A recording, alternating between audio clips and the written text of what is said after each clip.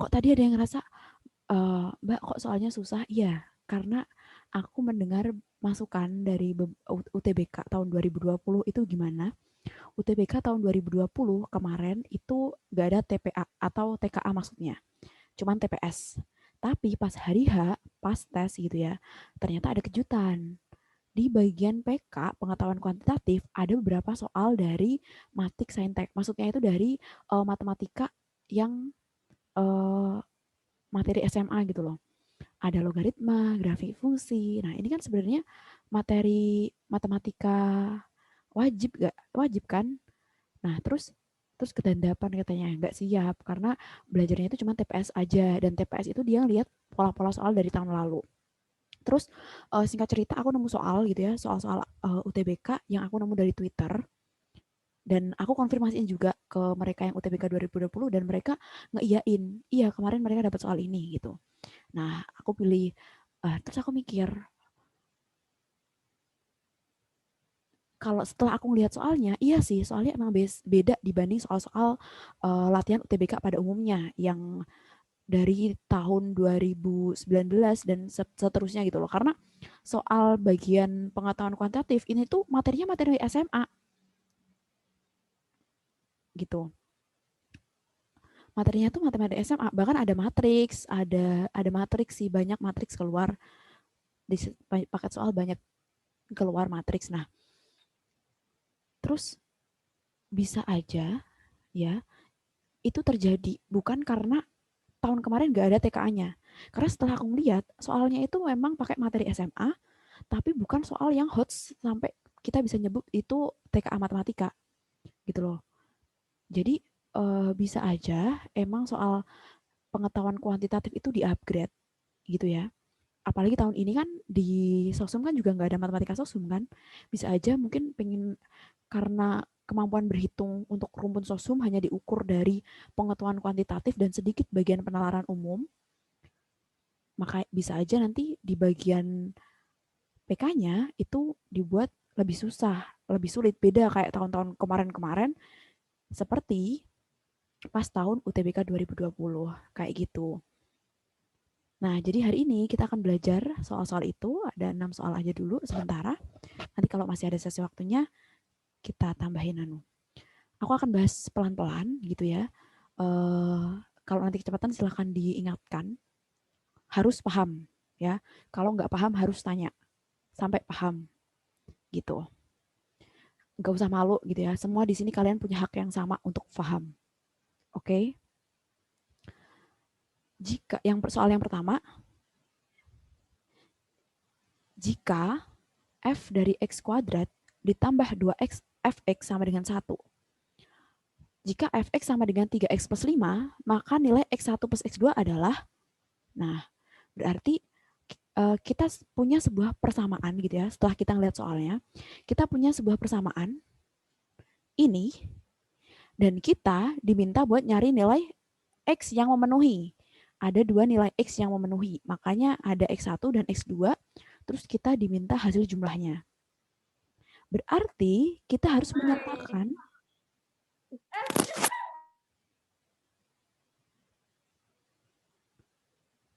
nanti yang tanya silahkan disampaikan ke kolom chat dulu ya. Berarti nanti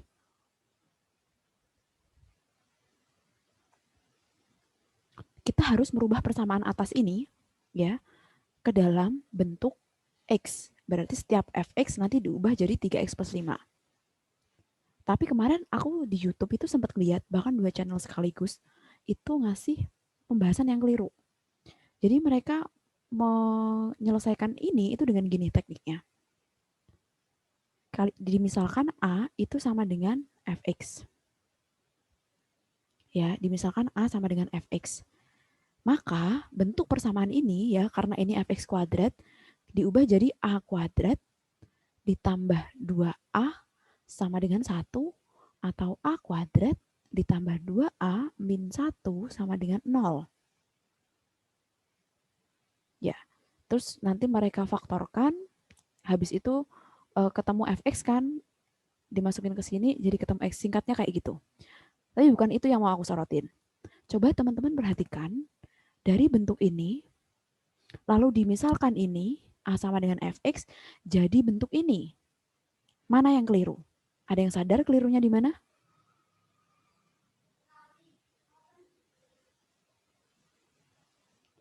Ada yang sadar kelirunya di mana?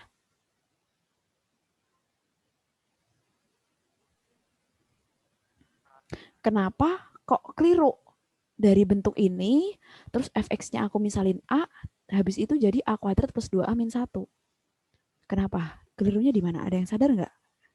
Coba dilihat dulu soalnya.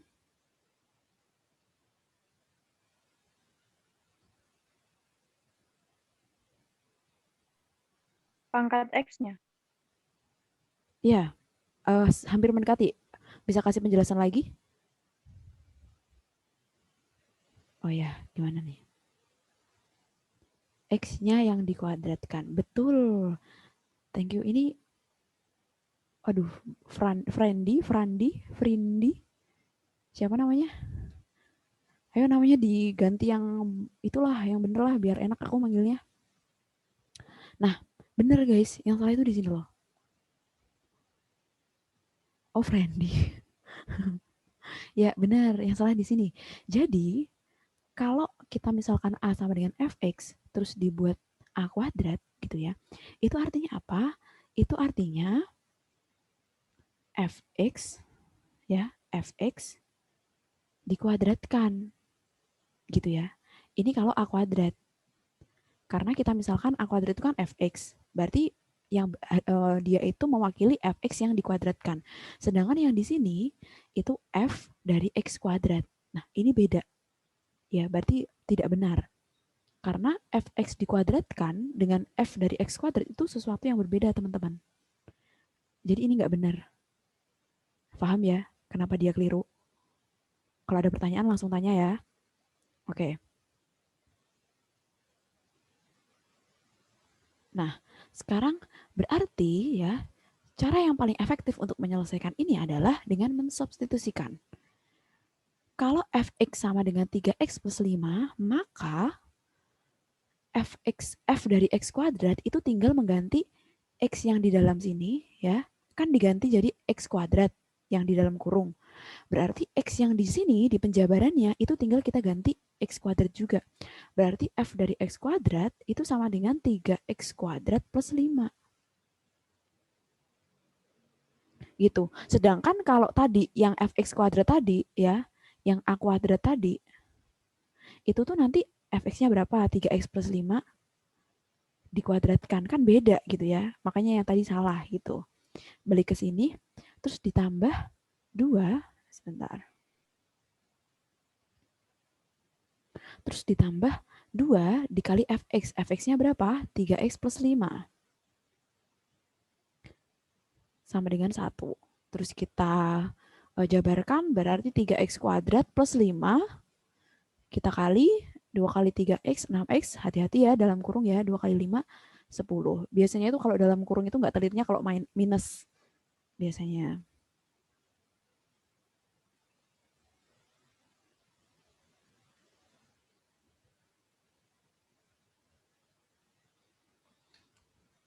Sama dengan 1. Berarti di sini 3x kuadrat plus 6x plus 5 plus 10, 15. Terus di sini satunya pindah ruas berarti jadi 15 min 1 itu 14 sama dengan 0. Nah, karena yang dicari itu nilai X1 plus X2 ya berarti kita nggak perlu nyari akar-akarnya. Kalau cara normalnya kan kalian faktorkan, terus kalian cari akar-akarnya, habis itu ditambah. Cuman kan kita punya sifat persamaan akar. Ya, kalau X1 plus X2 itu sama dengan min B per A. Min B-nya berapa? B-nya 6, berarti min 6 per 3 sama dengan min 2. Jawabannya yang nomor 1 adalah A, min 2. Gitu. Nah, untuk soal nomor 1 ada pertanyaan?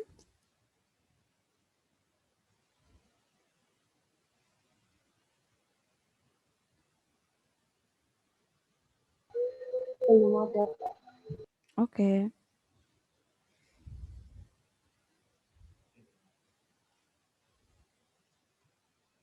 Oke, kita mulai. Soal yang selanjutnya. Nah, ini agak serius nih, guys. Oke, bismillah dulu biar diberi kelancaran. Dalam sebuah komunitas yang beranggota 800 orang, ternyata 400 orang itu suka membaca dan 620 orang itu suka menulis. Jika X adalah jumlah maksimal orang yang suka keduanya dan Y adalah jumlah minimal orang yang suka keduanya, maka X plus Y sama dengan, nah caranya begini. Biasanya kalau teman-teman dengar ya soal suka keduanya, tidak suka keduanya, itu berkait lebih mudah dikerjakan dengan diagram Venn. Berarti kita buat aja diagram Venn-nya. Ini diagram Venn yang membaca. Oh, jangan M semua nanti. Ini diagram Venn yang menulis. Ya, aku kasih T, berarti tulis gitu ya. Nah, pokoknya jumlah yang suka membaca itu adalah 400. Terus jumlah yang suka menulis itu adalah 620. Dan kita misalkan jumlah yang suka keduanya itu adalah A. Misalnya ya, itu adalah A. Kalau yang suka keduanya itu adalah A, berarti yang suka membaca aja itu 400 dikurangi A yang suka keduanya. Jadi misalnya ada 10 orang lah ya. Ada 10 orang yang suka apel. Nah, ternyata di kelompok itu ada 3 orang yang suka apel sama mangga. Berarti yang suka apel aja itu tinggal berapa? 10 dikurangi 3, tinggal 7 orang. Iya kan? Karena yang 3 jumlah totalnya emang 10, tapi yang 3 dia juga ya, suka mangga. Berarti kan yang suka apel aja tinggal ya 10 dikurangi 3, 7 orang doang. Sama kayak ini. Kalau yang suka baca itu ada 400 jumlah totalnya, tapi ternyata ada A bagian atau A orang yang menyukai keduanya, ya berarti yang suka baca doang itu 400 dikurangi A. Terus yang suka menulis itu ya 600 dikurangi A. Itu. Jangan lupa jumlah totalnya itu 800. Nah, sekarang gini. Jumlah maksimal orang yang suka keduanya. Kalau ada orang yang suka membaca itu 400, yang suka menulis itu 620 gitu. Berarti maksimal orang yang suka keduanya itu adalah 400. X-nya sama dengan 400. Kenapa? Karena di antara baca dan menulis itu yang paling sedikit siapa? Membaca kan? Dia cuma 400 orang. Karena dia cuma 400 orang, artinya orang yang suka keduanya itu ya maksimal 400. Jadi semua yang suka membaca juga suka menulis. Gitu. Jadi nanti yang suka baca doang itu 0. Loh, kenapa kok bisa gitu? Kita coba masukin misalnya lebih dari 400. Misalnya katakanlah 500 gitu ya. Misal yang suka keduanya adalah 500. Oke, berarti yang suka menulis doang 620 dikurangi 500. Oh, 120 masih bisa lah ya. Tapi yang suka baca, orang yang suka baca cuma 400, kok ada yang suka keduanya bisa 500? Masa yang suka baca minus 100? Kan nggak mungkin. Nggak mungkin kalau misalnya dari 5 orang, itu 2 orang suka main bola, 4 orang suka main catur. Terus berapa orang maksimal yang suka keduanya? Ya 2 orang. Karena yang suka bola kan 2 orang. Yang namanya suka keduanya itu kan ya suka bola, ya suka catur. Kalau yang suka bola cuma 2 orang, walaupun yang suka catur itu 4 orang, kan tetap jumlah maksimal yang suka duanya, yang suka keduanya ya tetap 2 orang. Gitu loh. Berarti jumlah maksimal yang suka keduanya itu 400. Sampai sini ada yang masih bingung? Alurnya kenapa bisa 400 atau ada pertanyaan?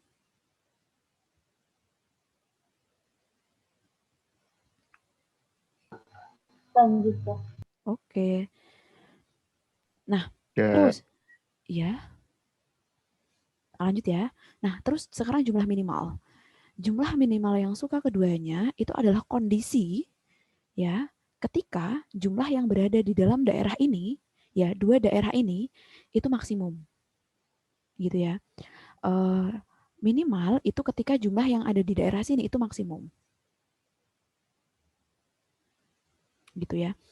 Um, Kalau yang berada di dalam lingkaran itu maksimum, itu adalah kondisi ketika yang berada di luar lingkaran itu nol. Jadi 800 orang itu semuanya ada di dalam lingkaran ini. Berarti 800 itu sama dengan 400 min A ditambah A ditambah 620 min A. Sama dengan 1020 ya, min A plus A min A. Berarti A itu sama dengan 1020 dikurangi 800. Sama dengan 220. Berarti jumlah minimum yang suka keduanya ya itu adalah 220. Sekarang kita buktiin. Emang iya 220 itu jumlah minimum. Coba kita masukin aja satu angka yang kurang dari 220 itu 200 misalnya. Misalnya yang sama itu cuma 200. Berarti kan yang suka membaca aja itu 400 dikurangi 200 ada 200 juga. Terus yang suka menulis itu ada yang A tadi 200 ya ceritanya. Kita ngasih contoh ya. Terus 620 dikurangi 200 yang di sini 420. Terus kalau kita jumlah ya 200 tambah 200 tambah 420. Itu kan 820. Kan nggak mungkin. Karena apa? Karena dalam komunitas saja anggotanya cuma 800, kok bisa 820 totalnya.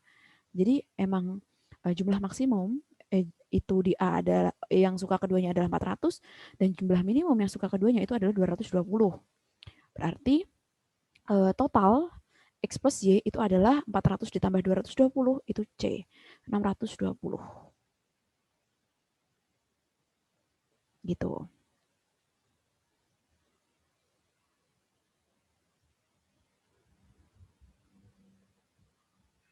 Ya, kita aman ya. Walaupun sedikit apa ya, soalnya mind blowing gitu ya. Rawan rawan pusing. Oke, kita lanjut dulu ya. Nomor 3. Nah, ini peluang nih. Siapa yang suka peluang? Peluang itu, ini pengantar ya. Peluang itu salah satu materi yang suka banget hadir di soal-soal di Olimpiade juga. Kalau kalian Olimpiade SMA itu salah satu submateri yang diuji adalah terkait peluang. Terus termasuk di UTBK yang TKA ya terutama soal peluang itu kayaknya paket soal tuh kurang lengkap deh kalau nggak ada soal peluang karena peluang itu adalah soal yang cukup mudah untuk kita membuat dia itu menuntut berpikir tingkat tinggi atau soal-soal HOTS dibuat dari materi peluang.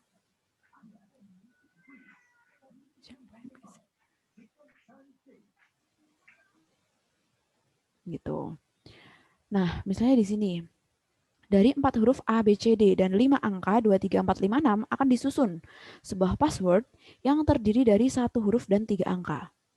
Jika digit-digit password tidak boleh berulang, maka banyaknya password yang dapat dibentuk adalah, jadi gini, berarti kita harus memilih ya, ada 1 huruf dan 3 angka. Berarti kita harus memilih yang pertama itu memilih 1 huruf dari pilihan total ada 4 huruf A, B, C, D. Berarti ada berapa pilihan ya? Ada 4 huruf, terus kita diminta milih 1 aja. Berarti ada 4 opsi. Ada 4 opsi. Kita bisa milih A, bisa milih B, bisa milih C, atau bisa milih D. Nah, berarti ada 4 opsi. Terus, apalagi nih kita harus milih 3 angka. 3 angka dari 5 angka yang ada. Berarti memilih 3 dari 5 angka. Ya, kalau kalian pusing pakai permutasi kombinasi ya, pakai aja kaidah pencacahan. Gini, karena ada 3 angka, berarti kita buat kotaknya di 3. Terus di kotak pertama, karena ada 5 angka yang bisa dipilih, berarti ada 5 opsi di sini. Terus di kotak selanjutnya, kan nggak boleh berulang. Iya kan, digit-digit password kan tidak boleh berulang. Jadi walaupun tadi ada 5 angka, cuman akan ada satu angka yang dipilih untuk mengisi kotak pertama. Berarti angka yang bisa digunakan untuk mengisi kotak kedua itu tinggal 4 doang. Gitu. Seterusnya kotak yang nomor 3 gitu ya. Tadi kan angka-angkanya masih 4 nih. Cuman kan satu diambil buat ngisi kotak kedua. Berarti kotak ketiga itu pilihan angkanya tinggal 3 yang sisa yang belum dipilih. Berarti untuk memilih 3 dari 5 angka yang ada dan tidak berulang, itu ada 5 dikali 4 dikali 3. Ada 60 cara. Gitu. Ada 60 cara. Nah, berarti ada berapa opsi, ada berapa pilihan nih yang bisa kita pilih. Nah, ini kan gini, menyusun password yang terdiri dari satu huruf dan 3 angka. Kata dan itu artinya dia dikali ya. Terdiri satu huruf dan 3 angka. Berarti banyaknya opsi memilih satu huruf dan banyaknya opsi untuk memilih 3 angka, itu kita kalikan. Berarti ada 240 opsi. Tapi belum selesai. Jawabannya kan juga belum ada. Ada 240 opsi. Terus gini teman-teman. Misal angka yang dipilih ya, satu angka yang dipilih tadi itu adalah A. Satu huruf yang dipilih itu adalah A. Terus 3 angka yang dipilih itu adalah 2, 3, 4. Ya, ini adalah satu dari 240 opsi yang ada. Misalnya ini. Nah, untuk menyusun sebuah password gitu ya, peletakannya itu bisa gini. A-nya dulu,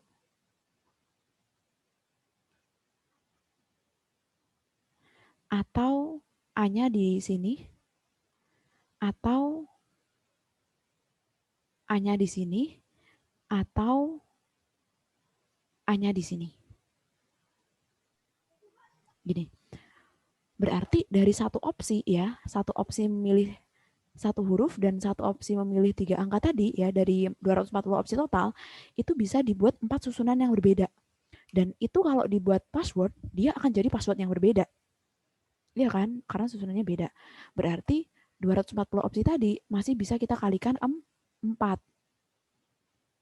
Berarti jawabannya 900. Ya benar ya, 960. Banyaknya password yang dapat dibentuk. Maka jawabannya D. Itu soal nomor 3. Coba silakan aku kasih waktu buat dipahami dulu deh. Boleh tanya, boleh banget.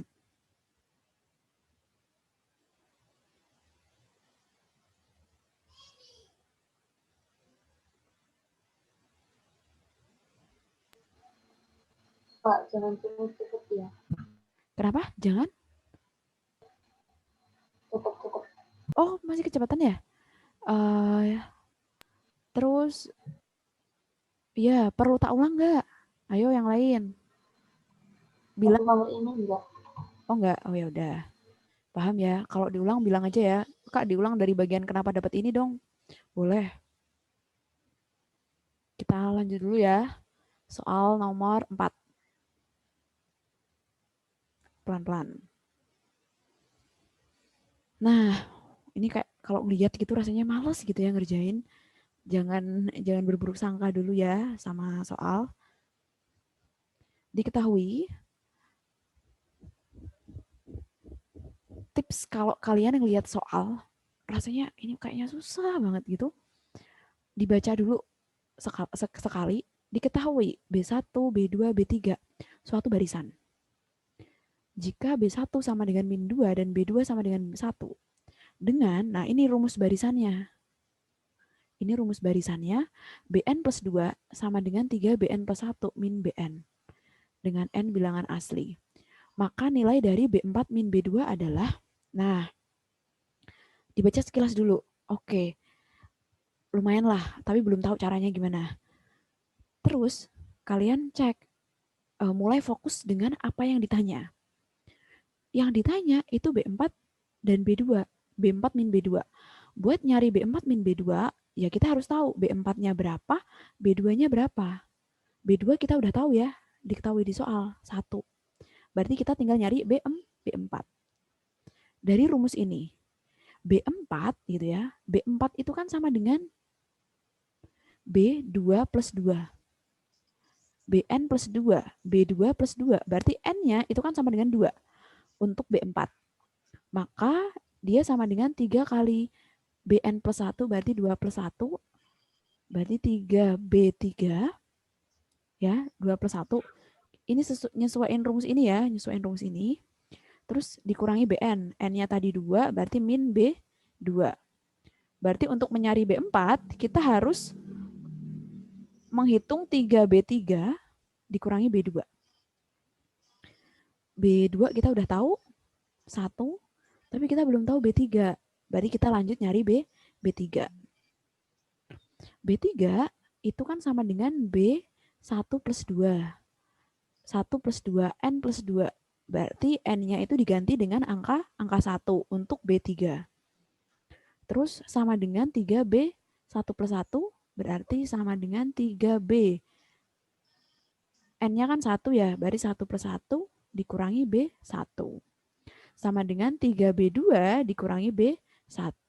Sama dengan 3B2 itu berarti 3 kali 1 min B1 itu min 2. Berarti sama dengan 3 min 2 berarti plus 2 sama dengan 5. Kita udah tahu nilai B3. Sekarang tadi kita nyari B3 buat apa? Buat nyari B4. Berarti kita tinggal nyari B4. 3 kali B3 min B2. B3-nya tadi 5, berarti 3 dikali 5 dikurangi B2. Berapa B2? 1. Berarti 15 dikurangi 1 sama dengan 14. Sip, kita udah tahu B4. Berarti kita bisa nyari B4 min B2. B4 itu 14 dikurangi B2 itu 1. Jawabannya 13. Gimana? Jadi begitu ya. Kalau misal kalian lihat soal gitu ya, kira-kira kalau kalian nggak tahu gitu ya, mending saranku dilewatin dulu. Siapa tahu ada soal yang lebih mudah. Cuman kalau nanti masih ada waktu sisa gitu dan kalian pengen ngerjain itu, tipsnya kayak tadi. Dibaca dulu sekilas, terus mulai diruntut tapi dari bawah kayak tadi. Dibaca dulu. Ini kan kayak kelihatannya tuh rumit gitu ya. Ngelihat sekilas, waduh, opo gitu. Terus dibaca dulu sekilas, masih belum ngerti juga ini caranya gimana. Mulai deh fokus metode telusur balik. Fokus apa yang ditanya. Habis itu, oh yang ditanya B4 min B2. Oh berarti harus tahu B4. B4 masukin rumus, oh berarti harus tahu B3 dulu biar tahu B4. Nyari B3 dan seterusnya. Kayak gitu sampai ketemu jawaban yang diminta. Coba aku cek yang ngerjain pretest deh.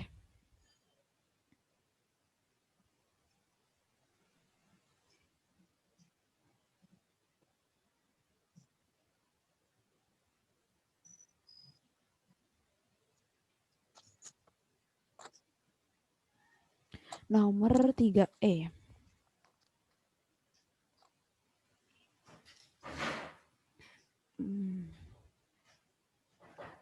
Nomor 3, nomor 4. 4. A, B. Kebanyakan malah pada jawab A. 4. Oh, ada yang benar juga. 4D. 4C. Wah, B, C, D, S dipilih semua. Oke. Kira-kira tadi nih, aku langsung tanya deh. Yang ngerasa kesulitan ngerjain di nomor 4 ini, kira-kira kenapa? Ada yang sama? Kayak lihat langsung kayaknya susah gitu, jadinya di pass. Atau ada faktor lain pas ngerjain nomor 4 ini tadi?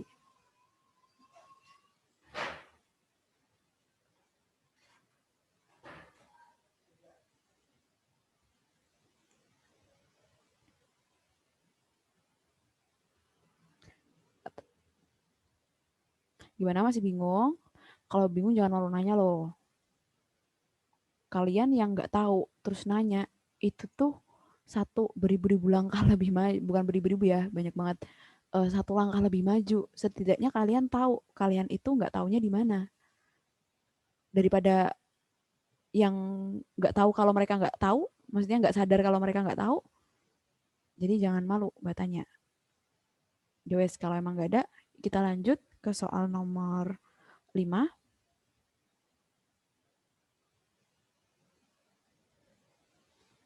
Nih, nah ini caranya ngerjain, ini favorit biasanya.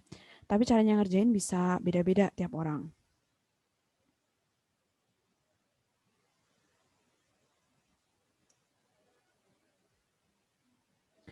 Perbandingan kecepatan A dan B dalam mengetik pada mesin tik adalah 4 banding 7.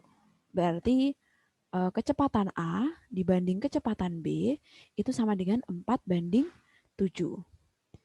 Jika A dapat mengetik 280 huruf dalam 6 menit, berapakah waktu yang dibutuhkan B untuk mengetik 9.800 huruf?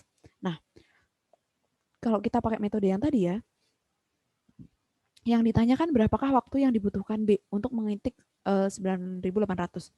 Berarti kita butuh tahu kecepatan B berapa. Ya, kita harus tahu kecepatan B berapa buat ngitung waktu yang dibutuhin B buat ngetik 9.800 huruf. Nah, sekarang kita harus nyari kecepatan B. Nyari lewat ini, VA kan tahu 280 per menit. Jadi, VA itu mengetik 280 huruf per 6 menit. Kita bisa nyari kecepatan B karena kita tahu perbandingan A dan B 4 banding 7. Kita masukin aja. Oh, dalam 6 menit VA itu mengetik 280. Terus VB yang kita cari perbandingan, ingat ya tadi ya, dalam 6 menit. Terus VB yang kita cari 4 banding 7. Terus kita kali silang, berarti ini bisa kita coret-coret ya. 70. Berarti 490 itu sama dengan VB. Jadi, kalau A itu selama 6 menit bisa mengetik 280 huruf, nah VB itu selama 6 menit bisa mengetik 490 huruf. Nah, ini selama 6 menit. Sekarang, yang ditanya kalau 9.800. Berarti 9.800 itu kan sama dengan 20 nih dikali 490. Iya kan? Nah, padahal ngetik 490 tadi butuh berapa menit? 6 menit. Berarti 20 dikali 6, 6 menit.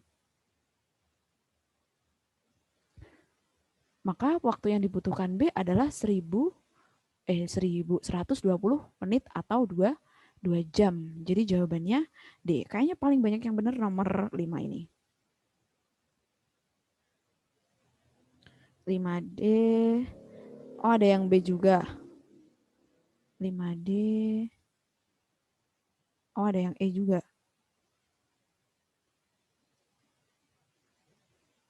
Tapi mayoritas banyak yang benar. Ada yang C juga. Ada yang B juga. Oh, variasi ya.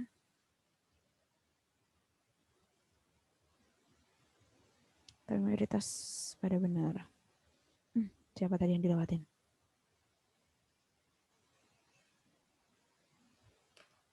Aku mau tanya dong ke Kartika. Ada di sini Kartika IPS 2? Iya Mbak, apa? Ini tadi kamu nomor 5, kenapa kamu lewatin? Kan justru gampang. Nggak tahu caranya. Oh gitu. Tapi paham ya tadi nomor 5 setelah dibahas? Mau tanya, Boleh. itu kok dapat 20 dari mana ya? Oh iya, dapat 20 dari mana ya? Jadi gini, kan kita tahu gitu ya, kecepatan VB itu kan selama 6 menit. Nah, 6 menit itu berapa? 490. Jadi 9.800 ini aku ubah ke 20 kali 490 biar 490-nya itu bisa diganti 6 menit. Karena kan eh, waktu yang dibutuhkan untuk mengetik 490 kan 6 menit. Jadi kita bisa tahu deh waktu total. Ibaratnya gini deh. eh Kartika itu dalam 1 menit bisa meminum satu gelas misalnya. Dalam 2 menit, 2 menit bisa minum jangan gitu, yang biar sama. Dalam 1 menit itu bisa minum 3 gelas misalnya.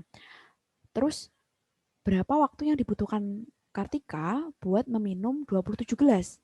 Nah, kalau 3 gelas itu bisa 1 menit, berarti 27 itu kan 3 kali 9. Tiga gelas tadi bisa diminum 1 menit. Berarti ya waktu yang dibutuhkan ya 1 menit dikali 9. Berarti totalnya 9 menit, kayak gitu, mirip kayak gitu. Sama kayak ini tadi. Jadi si B itu bisa mengetik 490 dalam 6 menit. Gitu. Nah, ternyata yang diminta itu kan waktu untuk mengerjakan 9.800. 9.800 itu 20 kali lipat dari 490. Berarti waktu yang diperlukan itu juga 20 kali lipatnya. 20 kali lipat dari berapa tadi waktunya 490? 6. Iya, makanya hasilnya 20 kali 6, 120. Gimana? Udah jelas? Ya, sudah. Oke, siap. Kasih. Iya, yang lain ada yang mau tanya lagi? Sayang loh, ini soal perbandingan. Kalau itu kalian masih bingung,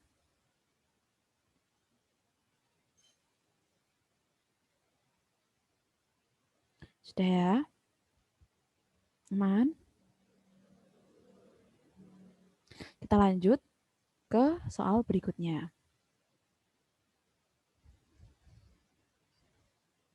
Titik-titik di bawah ini yang melalui persamaan garis, ya, melalui suatu persamaan garis yang apa? Yang melalui titik 2,4 dan tegak lurus. Y sama dengan min setengah X plus 5. Nah, kalau kita mau mengidentifikasi apakah titik ini melewati suatu persamaan garis, kita harus tahu persamaan garisnya dulu itu berapa. Berarti kita harus membuat persamaan garis. Ya, persamaan garis itu Y min Y1 bisa dicari dengan Y min Y1 sama dengan M dikali X min X1. Oke, Y1 sama X1 kita udah tahu. Ini X1, ini Y1. Aman. Nah, tapi M-nya kan kita belum tahu. Berarti kita harus nyari gradiennya lewat yang diketahui selanjutnya. Garis itu tegak lurus dengan ini.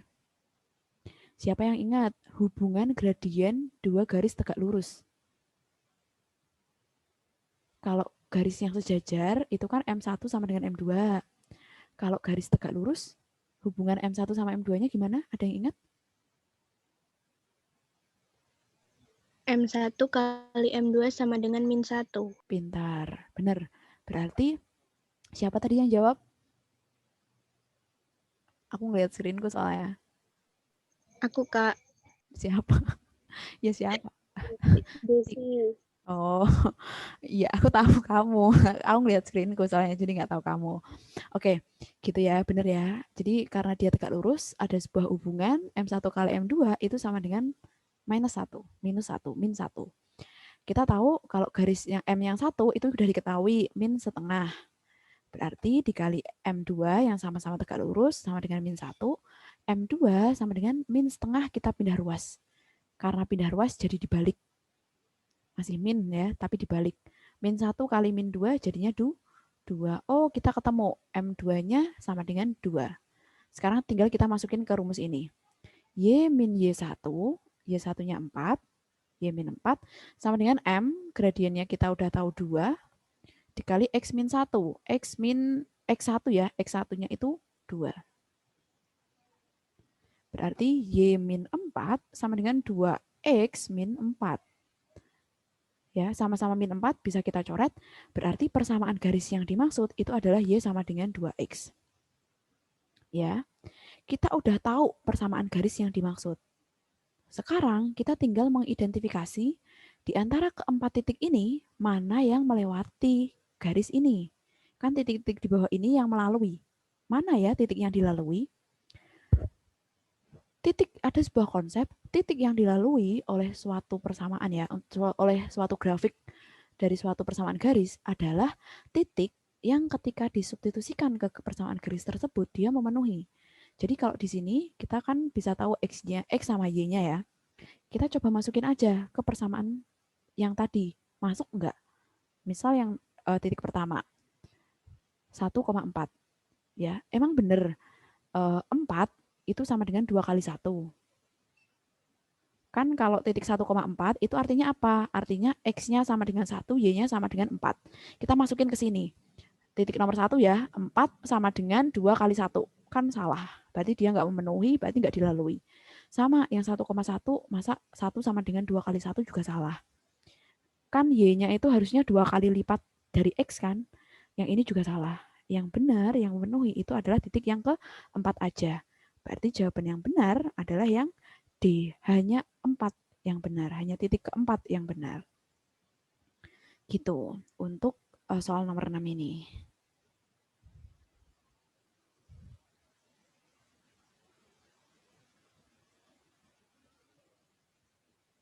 Sudah, ini adalah soal nomor 6. Yuk, yang masih bingung tanya, masih ada waktunya nih. Mbak, mau Masih, tanya, Mbak. iya, boleh. Gimana? Tadi cara masukinnya gimana, Mbak? Oh, cara masukinnya. Ya, cara masukinnya gini. Jadi buat nguji ya, titik ini memenuhi atau enggak, itu gini teman-teman.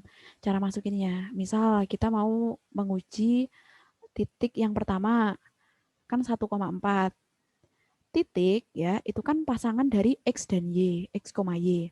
Kalau 1,4 berarti X-nya sama dengan 1, Y-nya sama dengan 4. Kita simpan dulu. Nah, kita cek apakah X sama dengan 1, Y-nya sama dengan 4 itu benar memenuhi untuk persamaan yang ini.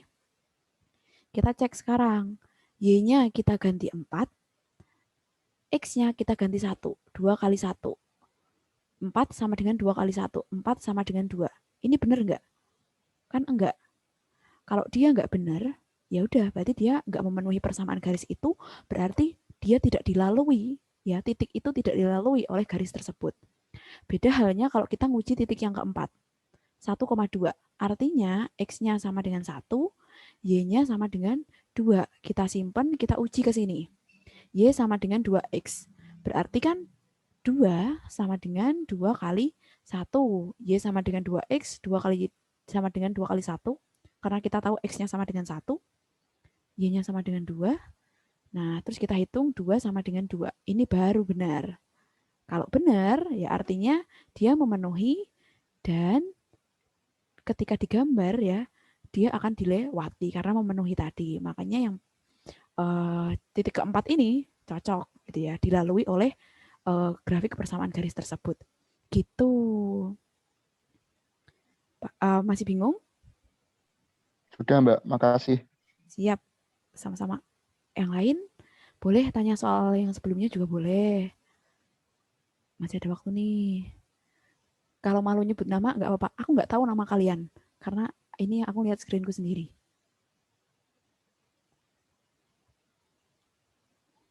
Masih ada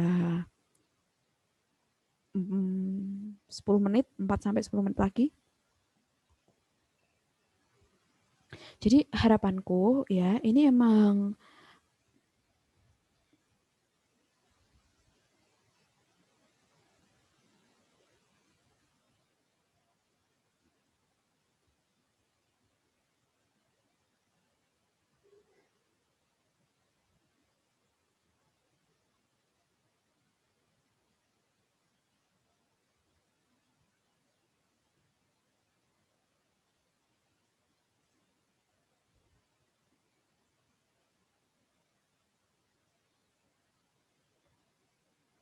harapannya tuh apa ya? Ya biar teman-teman ada gambaran gitu loh. Misal nanti delalah ya di soal TPS nanti kok ada soal-soal yang wah ini cukup high level lah di kelas TPS. Nah teman-teman udah nggak shock lagi, udah pernah tahu gitu loh soal-soal yang tipikal seperti ini. Oke, sudah. Sambil nutup, ada yang mau ditanyain lagi kah? Ya di luar ini juga boleh, sharing-sharing di grup chat juga boleh. Ini nanti aku upload ya di Drive yang aku share ke kalian.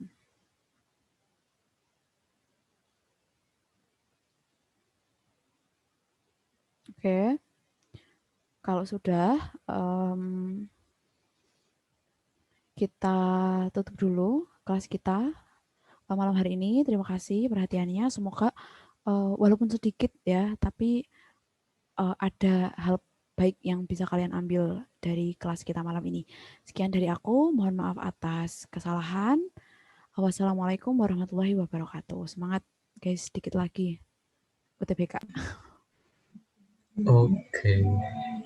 Ya, SBM kuotanya mulai dikit ya, di UNS juga mulai dikit kotanya. Kemarin ada yang ikut sosialisasinya UNS, itu kan itu 50 UNS itu, aku yakin banyak ya dari teman-teman yang masih minat ke UNS ya. UNS itu sekarang PTNBH, jadi Perguruan Tinggi Negeri Berbadan Hukum. Jadi UNS itu punya kewenangan lebih gitu